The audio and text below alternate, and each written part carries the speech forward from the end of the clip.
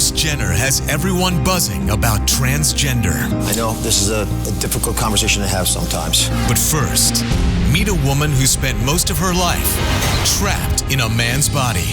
It started when I was around 4, and something was wrong. Understanding transgender. You've got 5 kids, a wife. Did you worry you were going to lose them? Coming up next on Dr. Oz. Welcome, everybody. Bruce Jenner, no stranger to the spotlight. An Olympic gold medalist, star of Keeping Up with the Kardashians, and now speculated to be the new face of the transgender community. As Bruce's rumored transition moves from the tabloid gossip columns to headline news, the Olympian and one-time heartthrob could end up becoming the most high-profile celebrity to transition in the public eye. Jenner's journey has been drawing attention for the last few months. Capped off by Jenner's mom, Esther, telling the world she's more proud of Bruce now than for winning Olympic gold. But Jenner is not the only transgender newsmaker in the public eye. Actress Laverne Cox became the first openly transgender person to be nominated for an Emmy for her role in Orange is the New Black.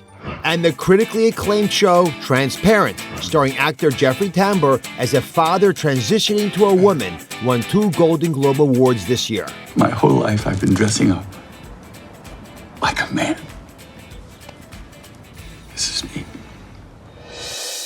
People who are lesbian, gay, bisexual, or transgender. Transgender history was also made when President Obama became the first American president to acknowledge the transgender community in his State of the Union address. A message sending a clear signal that transgender Americans are finally stepping into the spotlight and coming into their own. With all this attention focused on transgender people, we want to help answer some of your questions about what transgender really means, and especially why some people transition later in life. And there's no better way to do that than to meet a family who is living it. 16 years ago, surrounded by friends, family, and their children from previous marriages, Tom and Mary took vows to spend the rest of their lives together. They created a home, blended their family. They considered themselves soulmates. Yet Tom struggled in secret with inner conflict. From earliest childhood, Tom felt confused about gender and felt like a female born in a male body. Through the years, those feelings intensified, as did Tom's confusion. Tom internalized those emotions, excelling in sports, academics, and later at his career, all while feeling secretly isolated and depressed.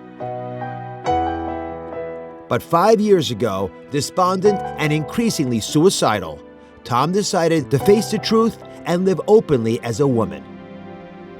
3 years ago, Tom transitioned to Tina, to friends and family. A year later, she came out at work and in public. Today, Tina and Mary are still married. And look at this one. Now look at those sideburns. And along with their children, are navigating the waters of their new lives together. I love you. I love you too. Please welcome Tina to the show. Tina's daughter Evelyn and wife Mary will join us shortly. I want to thank you first off for coming on. I know this is a difficult conversation to have sometimes. Well, thank you for having me. I enjoy having the conversation. So the big question that comes up a lot is you had these gender identity issues early in your life, yet it took you a good part of your life to finally come to grips with it. What was that like? It started when I was around 4, I think is when I first became aware that just something was wrong. I had no idea what it was. And just over the next 40 years, I really struggled with a sense that I'm supposed to be a man, but I just felt I was or wanted to be a woman, and that just felt very difficult.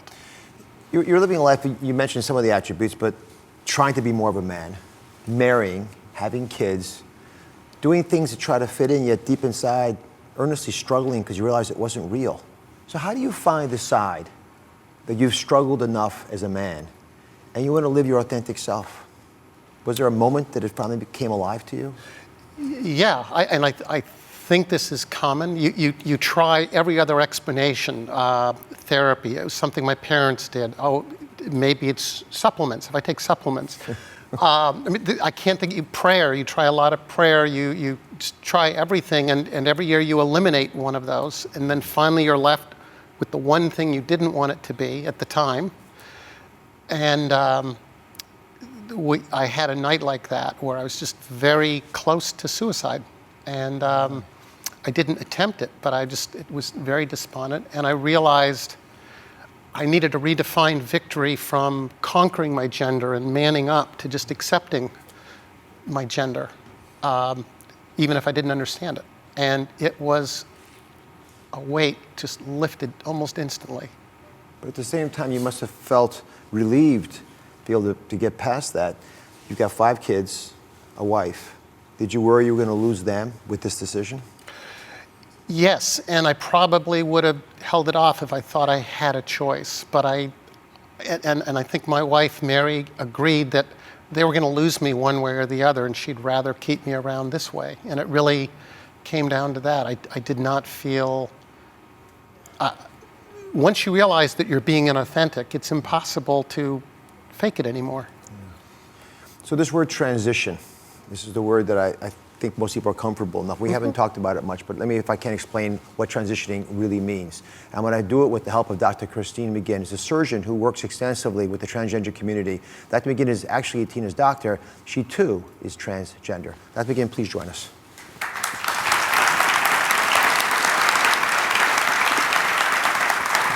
Thank you very much for coming on again. So if you can, the first question I think we have to break through is what causes someone to be transgender? Do we really know the answer? Well, most experts feel that it's biologic in origin, and there's a lot of research that points towards biologic causes, like there's some brain studies, and there's more research every day. I would almost bet my reputation as a surgeon, having seen so many people transition from different countries and different cultures, the process is always the same, no matter where they come from. And that, to me, speaks to a biologic cause. Walk us through the transition process. What actually happens when someone begins, once they've made the insight clear to themselves and people around them? What actually happens medically? Well, you heard the story leading up to that, and then usually, if they are lucky enough, they get the idea that to go seek help from somebody else, and hopefully they'll find a therapist that knows what they're talking about, and the therapist will make the diagnosis of gender dysphoria, but more importantly, give them the support system to take this journey and give them the tools. A lot of times when people think about transgender folks making a change in their lives, it's often thought around surgical issues, right? You take the penis off, you make a vagina, or vice versa. But that's actually apparently not always done, right? Or not infrequently done. What holds people back from making that final decision? What else besides surgery is part of the transition? Well, since gender is a self-ascribed entity, people have different ideas about what that means to them. So some people, they need that genital surgery, or maybe sometimes it's removal of an Adam's apple to look in the mirror and say, this is how I feel inside, which is really what gender is, a private thing, it's not a public thing. So Tina, you had the operation about a year ago. Mm-hmm. What was it like immediately afterwards? It was wonderful. The surgery itself just felt like surgery. But afterwards, I just felt complete. I felt I didn't have to avert my eyes or kind of squint when I looked at myself. I was just me. It confirmed, I love the word gender confirmation surgery because it really, I felt confirmed physically. So we've heard how Tina has handled her transition to live as her authentic self, but what about her family? It's a question I've touched on with you. How are they handling it? Evelyn is here. She's Tina's oldest child. And Evelyn, would you be on joining us? And thank you for being here as well. Thanks again for coming. So, Evelyn, for most of your life, the person next to you was your cool dad. By the way, she described you as cool. Those are her words, right? The athletic, preppy, cool guy. And it's different now. And what's that transition been like for you? It's been a huge transition for me. I think I found out about the fact that my dad cross-dressed a very long time ago, and that was pretty easy to accept. But once I found out almost 5 years ago that was it, my dad was not going to be with us anymore, it was incredibly painful. The first 2 years were just filled with a lot of tears and a lot of conversations. We talked all the time. And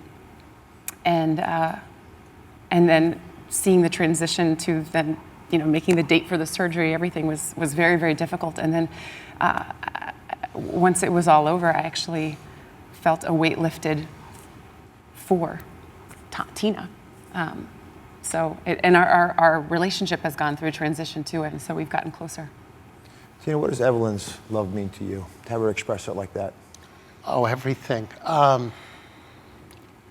It just, when you're in the closet, it's like living your entire life behind a plexiglass, and because you're speaking through someone else and people are speaking to someone else.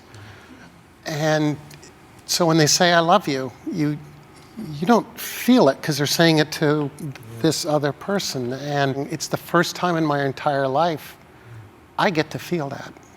And that's what, for me, transition is about, is being connected to the human race in a way that I never was before. You have 4 other children. Do you ever feel that you left them as a father and maybe they want that part of you back? Oh, yeah, and there are pieces. Look, he got me here, and wonderful. I used to tease that he was a man as a woman would design him. He was pretty cool. And so I miss that at times. I don't miss ever. I've not had a moment where I've missed that I now feel me. Yeah. And so that was more, for me, a stage. You're married to Mary for 16 years. It's a long relationship. How's her journey been through all this? It's been very tough. I would tell people, don't try this at home. But the irony, right? You can only do it at home. It's fantastic. But she stood by me, even in her most tearful moments. There was never any doubt that she was there for me. But it was a real struggle for her. It's very painful. We still are very in love, but it's changed fundamentally. We'll take a break. When we come back, the woman who married Tom 16 years ago joins us to talk about her relationship with Tina today. We'll be right back.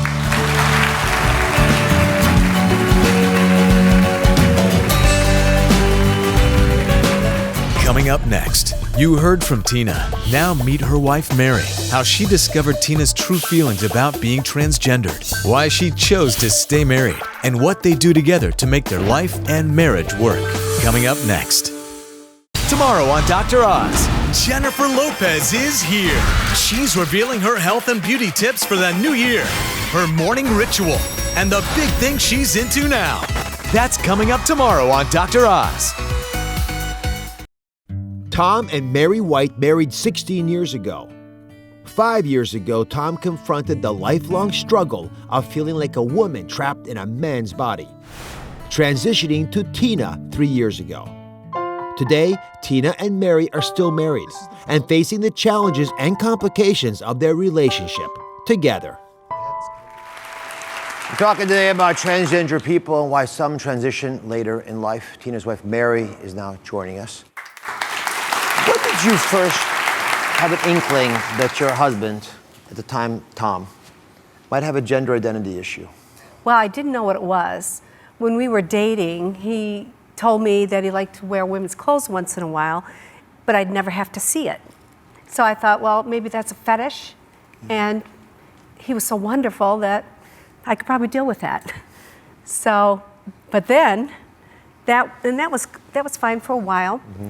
And then probably, I don't know how long ago it was, because it seems like it just happened. I would see women's shoes, much bigger size than mine, women's clothes around that were obviously not mine. And I said, what is this about? And he said, oh, I'm sorry, I didn't mean for you to see that, but I have to dress once in a while, like I had told you. Well, this went on for a while, ebb and flow. He'd fight it, he'd come back, dress as a woman, fight it, be a man. And then there was one point that really, I realized this was gonna be not gonna last. and she had come home from work. She was he at the time, and was in the bathroom, and the door was locked. Was in there for quite a long time, and I did not know what was going on because I knew how depressed he was. So I almost knocked down the door to see what was going on. And he was crying and said, "I'm so sorry." I sat inside the tub with him, and he said, "I'm sorry, I just can't live like this anymore. I've been fighting it, I'm trying to fight it, and I'm sorry, and I just can't do it. I have to be who I am." And I didn't know what I was going to do, but I did know one thing for sure. I loved him so much, and I cared about what was going to happen to him, that I'm not going to just run away. I'm going to see what happens and deal with it day to day. And when she told me, finally, I guess 3 years ago when you said, or 2 years ago, that she's going to go through the transition, it was not, I cried a lot. I was very depressed for a long time. But then I thought, if he doesn't do this, I might lose him completely. And at least if he goes through this transition and becomes who he really is, as this beautiful woman she is, at least I get to have her here, and she's my best friend. We are soulmates. It's beautiful. When you broke through the bathroom door to get to Tom, obviously, the thought of suicide we discussed earlier had come across his mind. You must have been fearful that he would act on that. Absolutely. And I saw how depressed he was, and I was worried that he was going to commit suicide. And I don't know for sure, but I feel like if he wouldn't have done this, he would have committed suicide, and he wouldn't be here with us. He's never said that, but. Well, what do you, you may not have said it in private, but I am curious, is that a real possibility? What would you have done if you hadn't been able to transition? People tell me I'm brave. I think I do brave things, but I did this because I felt back to a wall where I had no other alternative. And when that is the alternative, then wearing a dress suddenly seems very attractive. But seriously, people tend to focus on the dress, and I can understand. It really is, there's nothing more depressing than having no self that you can relate to. And in fact, to feel that you're the one, I was doing the violence to myself by repressing that. And I realized I can never, I think that's why so many transgender people commit suicide, because they're just going to the logical conclusion of what they're doing to themselves psychologically. Yeah. What's your marriage like now? It's wonderful. It's different. I would say we're very intimate, but not in a sexual sense. But we've lost one vocabulary for love, and we've come up with 1,000 others. So in the way you make coffee for each other, the way we listen to each other, the way we talk to each other, we are just a very loving couple. We are. We're best friends. And I would have never, my philosophy on being with somebody is, in marriage or in a relationship, if you think you're going to leave that relationship to find somebody else, that's not a reason to leave. If you're leaving that relationship because you cannot stand being with that person, that's why you would leave. I tell you, I love her. We enjoy our life together. We have so much fun. Didn't your friends, maybe even your family, say, leave Tom? You don't want to be with Tina. Absolutely.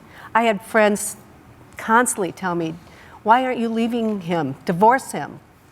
Get on with your life. I'm like, divorce him and go where? And why would I? I love being with her.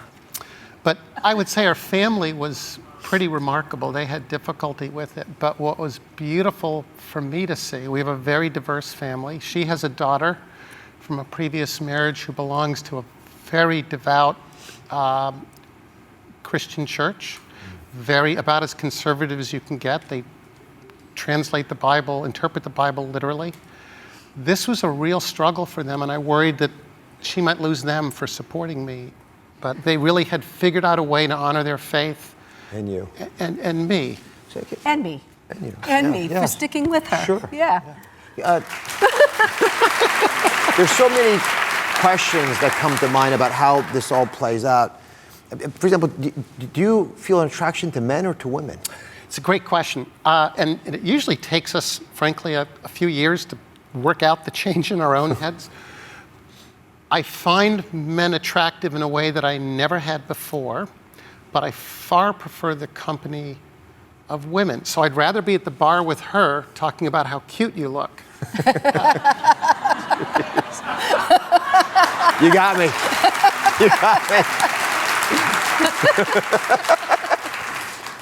Well, you know what's going on in a man's head. It's not a happy place sometimes. That's why I don't think while I find men attractive, I could never see myself, even if I weren't married, going that far. I just know too much of men's secrets. I would love if you would just give the audience some insights on what you think is going on in Bruce Jenner's family right now. I have a hard time imagining. Your mind just explodes with all of the change, and I felt it hard enough, we felt it hard enough in our neighborhood and our family, managing 100 conversations. For them facing this level of publicity, I hope what they're doing is, I hope that Bruce is spending time thinking about himself, herself. I'll wait for him to say her. Right. And their family. Yeah, and it must be so fearful for his family because, when we found out what was going on with her, I had no idea what transgender meant. It was never in my vocabulary. We had to bring so many people along with us to teach them what it was about. And here they are in the spotlight trying to deal with this and losing their father, and if that is the case, it's hard. It's not easy. And I've learned today that maybe you're going to lose the father either way. Exactly. And this is a much happier ending to the story. I agree, 100%. So if I can speak to the audience on this, I think people are often fearful and judgmental of what they don't know or understand. And I wanted to share Tina's story today so everyone can see that she's just a person trying to live her authentic life. And I've truly adored making your acquaintance and having this story on our show. I appreciate you making the effort. Evelyn and Dr. McGinn, thank you as well very much. We'll be right back.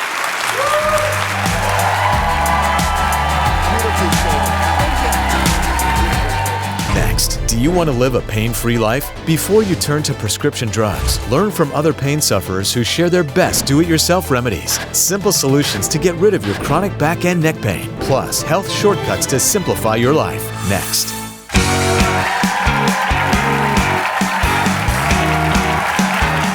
One of my biggest missions on this show is to help you live a pain-free life. And the good news, it's working because thousands of formerly chronic back pain sufferers have come forward. They're saying, Dr. Oz, I am now pain-free. So I asked a lot of them to share how they kicked their back pain to the curb. And Tanya sent me this provocative Facebook message. She says, Dr. Oz, after so much trial and error, I finally found something so simple to get rid of my pain.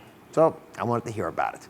So what is your DIY solution for back pain that you love so much? So have you ever had like an ice pack when you went to like a nurse's office when you're in school or a child? Yes, yeah. It's very similar to that. Oh. But it's sort of free because you have all the stuff at home. Oh, show me, pray tell. So actually here, we have 2 parts water. There's Okay. 2 cups of water here and 1 cup of rubbing alcohol. Yep, it's alcohol. It's alcohol. Right. So can you pour that in here for me? So water goes in first. Yeah. And then the alcohol. The alcohol goes in there. And you're gonna wanna try to squeeze out as much of the air as possible. And how long does it take to freeze? So you can put it in for like an hour and it'll be cold enough and maybe not as solid as this within an hour, but you can use it after an hour. That's not too solid, that's pretty good No, actually. it's not. It's actually more like a gel. And when it melts, can you refreeze it? I always refreeze mine. I always Oh. have one in the freezer. What a great money saver. Fantastic idea. Thank you very, very much. Thank It you. works really well for a bunch of good reasons. Keeping it cold helps. Thank you very Thank much. you so much. All right. Next, I got Denise. How are you, Denise? Hi, nice to meet you, Dr. Denise says that she learned this next fix for her back pain actually on this show. And it's something called the pretzel stretch. Pretzel stretch, yes it is. So how'd you hear about it? Well, I watch the show quite often and I go to yoga a lot and I just do it all the time. You remind me what it is? Sure. I like the name, pretzel stretch. Pretzel stretch. So, how do we sit? So straight up? Straight, put your both legs straight out. One's gonna cross over right over left. All right. You're gonna take your right hand, take the left hand, got it backwards. You're confusing me. I'm confused myself. And stretch around. And you're gonna go as far back as you can. Oh, feels good. You'll feel it on your back. How long do you hold it for? I hold it for a few seconds, probably about 30 seconds. And then you just reverse? And then you do the reverse. And when's your back pain usually worse? When I wake up in the morning. I love the fact you're not using prescription medications. Nope. Thank you very much. Thank you very much, Doctor. I appreciate it. All right. Now, I wanted to share with you some other DIYs I saw. These are the 3 best health hacks that I saw on Pinterest this week. And actually, interestingly, one of the best things to do for your back pain has to do with one of these little tips. It helps you lose weight. You lose the weight, the back pain gets better in a lot of people. Great health hack for it is very simple. All you've got to do, and by the way, health hacks, you all know, these are simple shortcuts to make life simpler.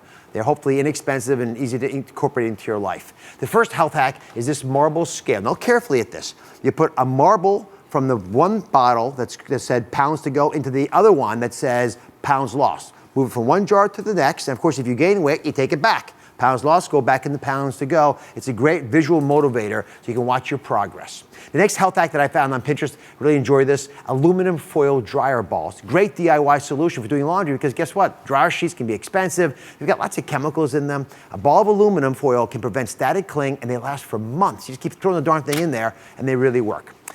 But this last one is probably one of my favorites because I use it myself. I'm going to show you how to ripen an avocado. I don't know how many of you had this experience. You go to the store, you buy an avocado, and it's going to be ripe in about a week, right? But you want to make the dish that you want to make that day or the next day. So what you do is you take this avocado, and you take a banana, and you put it in a brown bag overnight. If you do that, the avocado ripens. You can make a guacamole. And how does this happen? I'm going to do a little test right here. This one I did myself.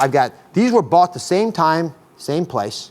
Right, and I want to take this to, who wants to judge these for me? Who judges? You want to judge her? Squeeze the Charmin here. Squeeze these. And tell me, is there a difference? Yes, definitely. We could use this one right now. Isn't that amazing? We'll make some bought guacamole. at the same time. All the frustration and angst of your life gone with a simple paper Really? bag. Thank you very much. Listen, I've added my top tips on back pain solutions to my Clipix. That's one of my favorite tools on the web. You can head to clipix.com/Dr. Oz to see it right now. I'll be right back.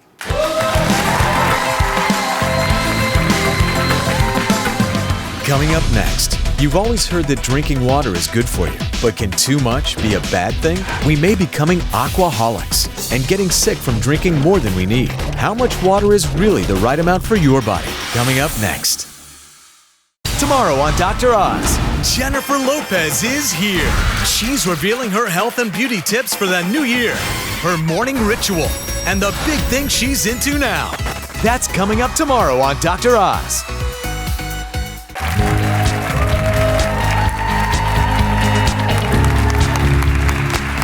As we all do things to better our health, there's growing concern we could be doing too much of a good thing. Some experts are now saying drinking too much water could be making us sick. And it's leading to a whole new term. You may have heard it, aquaholics. Adding more water to our diets has become increasingly popular. As a nation, we drink over 1 billion glasses of water a day, 38% more than we did in the 1990s. With more and more diet and fitness experts stressing the importance of water for health, sales of bottled water have skyrocketed to an astonishing $12 billion annually, with some people taking their H2O intake to extremes. I wanted to show you the 5-quart container that I fill up every day with water, and sometimes I find myself actually filling it up again at night. This is my 24-ounce jug, and so I'm going to do some workout, fill this up 3 times, and chug, chug, chug. Yet some experts now worry that drinking extreme amounts of water can create its own health hazards, contributing to everything from bloating and nausea to frequent urination and poor sleep. Could you be putting yourself at risk for these health problems by drinking too much water? Joanna Linnell are joining me. So, Joanna, let's go back to the very beginning of all this thing. When did you start drinking this much water? Well, about 4 years ago, I decided I needed to lose weight. So I was told drinking water would help me. So I drank water, and I just continued, and it worked. So I just kept drinking more and more water, and now I'm addicted. Addicted to water. I really am. My water goes with me wherever I go. And Linnell, how about you? Well, about 5 years ago, Dr. Oz, I had a cancer scare. Fortunately, it was benign. Good. And so that's when I started drinking a lot of water, getting on a more healthy regimen, and now I just chug, chug, chug. So I saw the jugs you all brought with you, and Linnell, you brought a couple of the pitchers you use. You drink 2 of these before a workout, is that right? I think I drink the 24-ounce, 2 of these before a workout, and then 2 after a workout. That can't feel good. It's a lot of water in your belly. Yeah, and it does kind of lead to a little nausea, but I don't stop. So I'm definitely, I guess, addicted. Okay. Okay. And Joanne, you brought this is gargantuan. A 5-quart container, is that right? I love my container. It's very attractive. How does all that water affect you? Negatively, unfortunately. I don't sleep much. I have to wake up at least 2-3 times in the middle of the night. Yeah. I can only sleep about 2.5 hours straight at once. I'm tired when I wake up, of course, because I'm not getting straight sleep. Sure. And also, I need to find the ladies' room wherever I go. Wherever. I mean, I find myself crossing my legs, which I'm sure so many women can empathize with me, just to hold it in. And I've even had a bad incident once where, yes, I... What kind of a bad incident? That doesn't sound good. I did. I could not hold it in. I was out shopping, and I actually broke the hand dryer in the ladies' room of a store trying to dry my pants. That's a bad incident. It was that embarrassing. All right. So let's talk about this word aquaholic. Okay. It's being used a fair amount. It's not a clinical diagnosis. It's more like a disordered behavior. Mm-hmm. It's something that obviously has some side effects. We want to deal with it. And you both have said you sort of feel addicted to this stuff. Mm-hmm. You have to have it with you. Yes. Is that true, Joanne? Yes. Bring those goodies. Come on over, Linnell, as well. I'm going to show you, with those trusty water containers, everything that you're doing. So first off, if you don't mind, pick the table with your name on it. You'll see why in a second. And we've been saying for years, everybody, you want to get 8 glasses of water a day, right? 8 glasses of water looks like this. And, you know, even this we can talk about in a second. But in comparison, Linnell, this is you, with about 20 glasses of water. It's a big difference between the 2 tables. Definitely. If I can move on a little further, look at the 25, Joanne, that you have in comparison a day. Does that frighten you to see the difference between what we generally think is the right amount of water and what you guys are taking in? Definitely. I mean, because now it's so visual that I can see I'm probably overdoing it, but then how do I stop? Because I take this like everywhere. Well, I can give you one little tip. Joanne, take a little dispenser of yours and put some in a cup there. I think one of the smartest things to do is to drink your water from a cup so you actually know what you're getting. Like anything else, listen, water's great for you. I want you to drink water. Please do not take us the wrong way, America. Keep getting your water, but I want you to visualize the right amount of intake so you feel your best, you can live your best life and still get the benefit of the water. Because a lot of people don't drink enough. So using that cup, 8 of those in a day, is a way of thinking it through. Frankly, carting around that 5-quart container is like carting around a gallon, a tub of ice cream. I don't cart this around with me, Dr. Oz. Oh, this goes in my refrigerator. Oh, good. I feel better now. Oh, no. Okay, jeez. No. I'm on the subway with the... I fill this up every morning. I put lemons in it. It goes in my refrigerator, and I actually dispense fill up. There. Yes, I fill up my water. Okay. Yes. You'd be pushing people away from you with that container. All right, so I'm going to toast to you. I'll grab one of these too.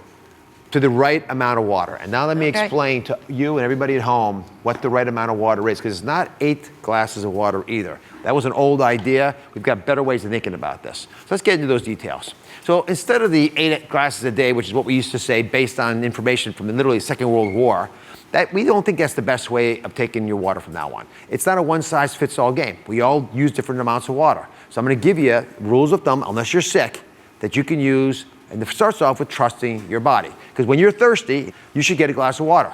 Then look at the color of your urine. And we've talked a little bit about this, but I'll make it really vivid. It should be the color of pale straw. Light yellow color like that. I don't want it any darker than that. That means you've got plenty of stuff to wash out any toxins that are in your body. And one last little tip, especially for the Joannes of the world who aren't sleeping, I want you to limit your water within 2 to 3 hours of your bedtime, so it does not affect your sleep. And make sure you train yourself like you do your pets. Go to the bathroom right before you get in bed so you can get uninterrupted sleep throughout the night. We'll be right back.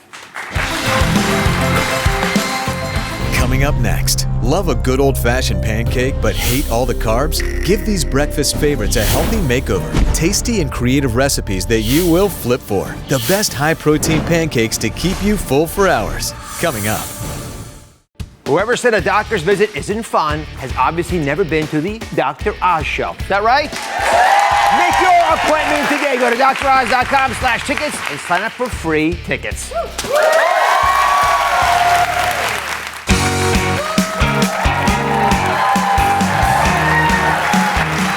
There's a new trend a lot of you in the Oz Nation are flipping for: high-protein pancakes. A typical pancake, believe it or not, has as much as, whoa. Oh, one more time. I've been working on this.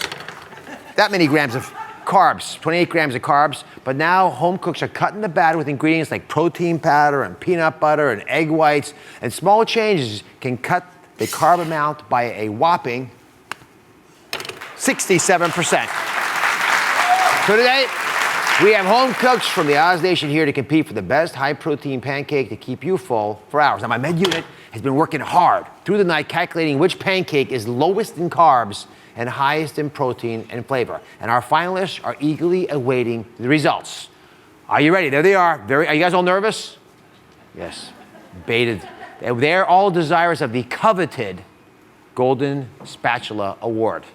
In third place is Valerie. Come on down, Valerie.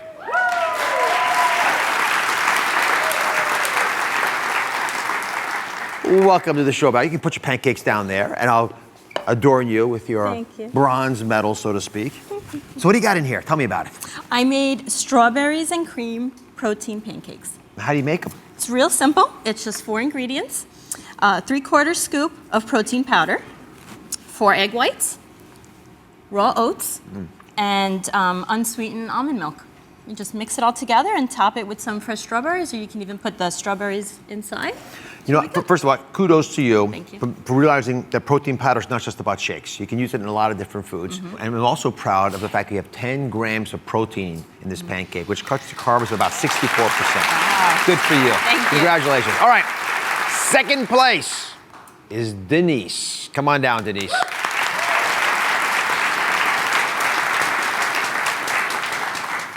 Oh, look at the joy on your face. Look at that. I I love you too. I love you too. Oh my goodness. I just love that. What a pretty smile. Isn't that great? All right, so what you put in your protein pancakes?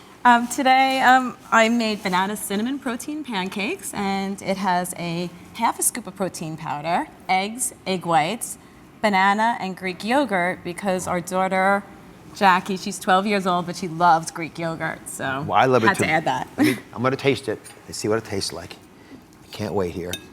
Was the recipe yours? Did you make it up?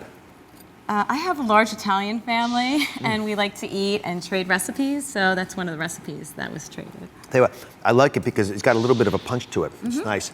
They're also a little thinner, and I like that as well.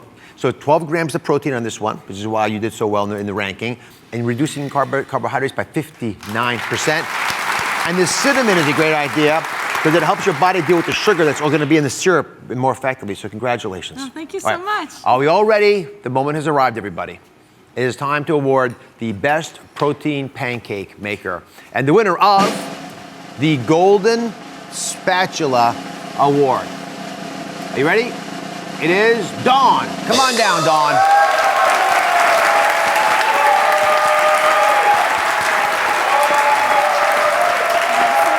Oh, I'll hold that up. Let's put this on first so they can hear you. And there's your golden spatula. Oh, I made this myself, by the way. It's actually not really golden. I mean, it's golden, but not gold. It's beautiful. But it will. So tell me about your pancake. How'd you make it? Well, I made peanut butter protein pancakes. Peanut butter protein. So extra protein with the peanut butter. Yes, exactly. I put in 1/2 scoop of protein powder, cottage cheese, raw oats, and egg whites.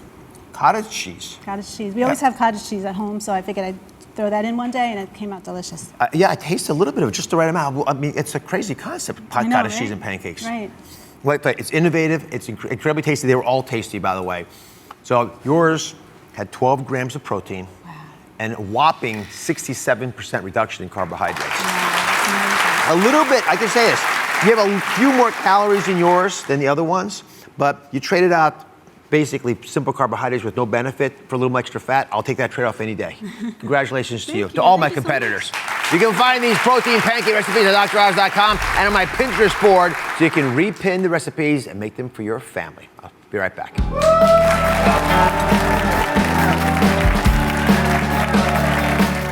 Tomorrow on Dr. Oz, superstar Jennifer Lopez is here. I'm excited to be on Dr. Oz. Her beauty, that body.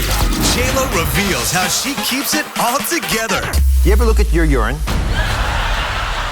That's the first time in 10,000 interviews that I've done in my life that anybody asked me the color of my pee.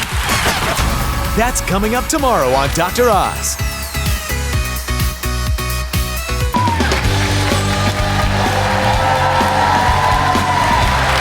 So, do you know there's actually a scientific fact that you actually do look better in sunglasses?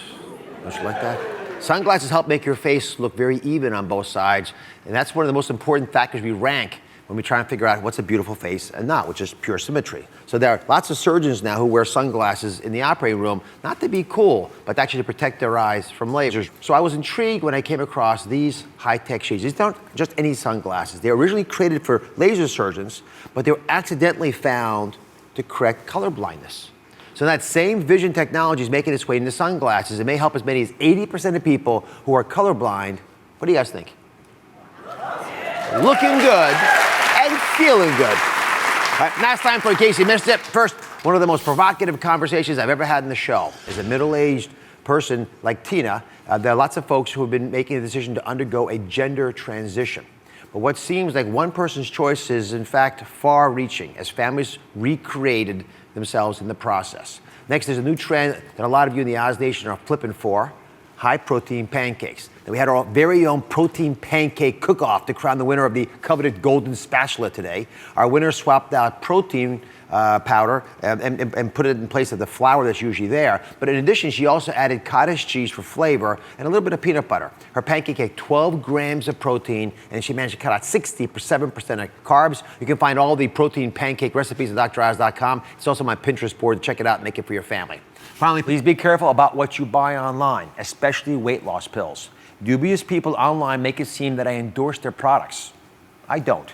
To see a full list of our trusted sponsorship partners, please go to droz.com, and I'll see you next time.